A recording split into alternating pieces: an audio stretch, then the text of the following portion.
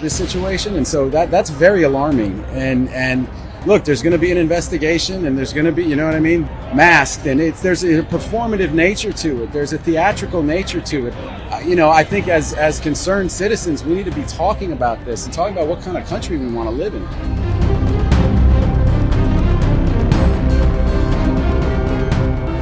It was supposed to be a night about cinema, but Matt Damon made sure it became a moment of protest.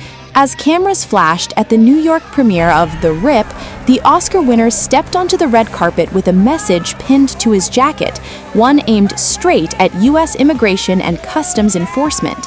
Damon wore an anti-ICE pin reading "Be Good" and "Ice Out," a quiet but deliberate statement tied to the killing of Renée Nicole Good, a 37-year-old mother shot dead by an off-duty ICE agent in Minneapolis days earlier. Yeah, I mean, I think that incident was incredibly alarming, and I think a lot of people are on edge and worried about this and paying very close attention and really worried about this type of behavior out in our streets and the lack of training that we're reading about and hearing about with some of these people who are going out there. The pins have emerged as a symbol of outrage in Hollywood. Mark Ruffalo, Wanda Sykes, and Jean Smart wore the same message at the 2026 Golden Globe Awards, honoring Renee Good and condemning what critics say is unchecked violence. Speaking on the red carpet, Damon called the incident incredibly alarming, saying, "A lot of people are on edge and worried about this type of behavior out in our streets." He also cited concerns over training, noting that law enforcement friends told him that was not the way they would have handled this situation.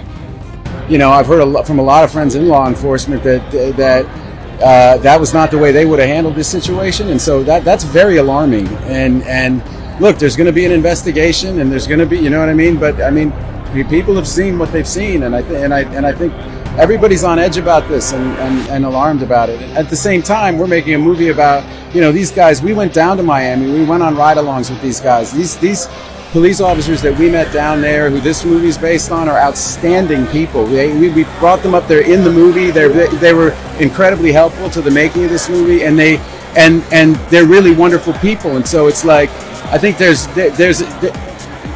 a tension in all of this, and in every line of work, you're going to get all different types of people. But this particular type of behavior is like, I don't want to start talking about the brown shirts, right? But it's starting to take on that feeling, right?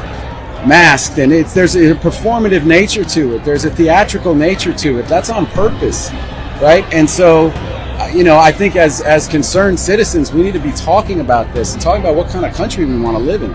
The Rip stars Damon alongside Ben Affleck and Teyana Taylor and follows Miami police officers whose bonds fracture after uncovering millions in a derelict stash house. The film debuts Friday on Netflix.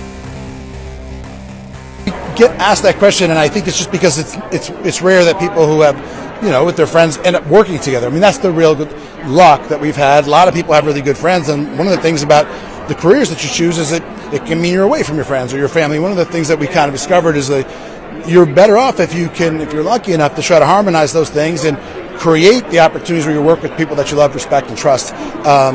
This just makes life, better.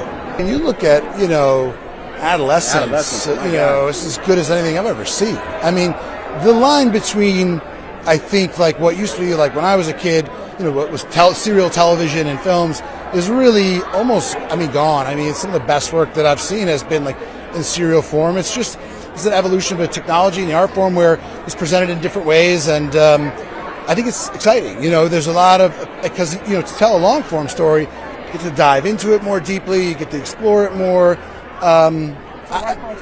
Absolutely. I wouldn't view it in terms of form. I would view it in terms of like who the director is, what the script is, what the actors are. Okay.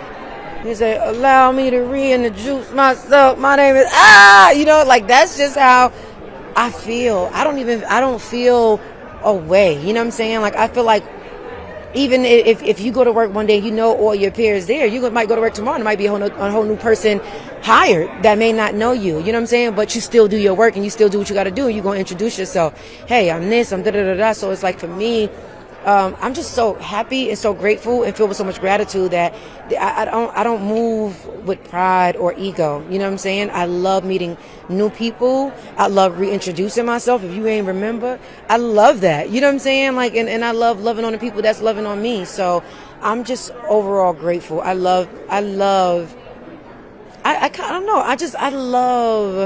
maybe it's just me, but I love having new people that want to know more. I love having people that's been following me since day one. Like, I love all of it, because meeting new people just goes to show that they genuinely love your work. You know what I'm saying? Where you have people that's like your day one fans, you can do no wrong in their eyes. So to get an opinion of someone who don't know you from a can of paint is amazing. You know, and I'm always open to, you know, meeting people and, you know, having to reintroduce myself or introduce myself. Like, I'm prideless love over here, egoless love over here.